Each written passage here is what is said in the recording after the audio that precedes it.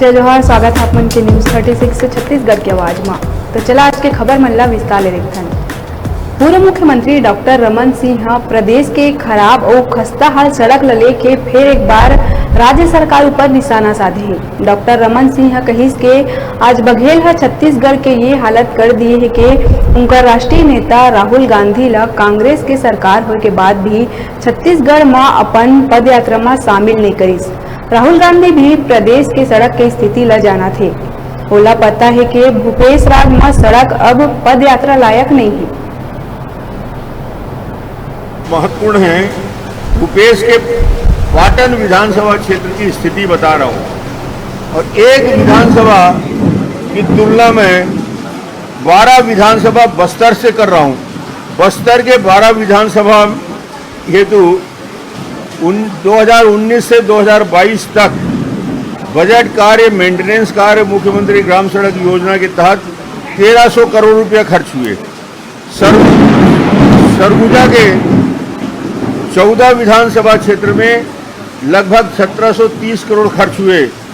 अब मैं बता रहा हूं कि एक तरफ 14 और 13 विधानसभा 12 की तुलना कर रहा हूं।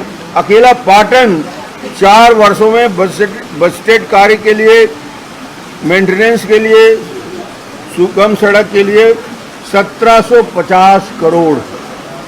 यानी ऐसा लगता है मुख्यमंत्री को कि सिर्फ एक विधानसभा ही पूरा देश है, प्रदेश है। बस्तर और सरगुजा में 14 और 12 विधानसभा में जो राशि खर्च हो रही है 1300 करोड़ और 1700 करोड़, अकेले पाटन में ये जो राशि है 4 वर्ष की वो 1700 करोड़। यानी भूपेश बघेल की प्राथमिकता सिर्फ पाटन दिखता है और पाटन के सिवाय कहीं की सड़कें उसको दिखती नहीं हैं। ये आंकड़े छत्तीसगढ़ की जनता को मालूम होना चाहिए, जानना चाहिए कि आज सड़कों की हालत यदि खराब हुई है तो स्थिति क्या है।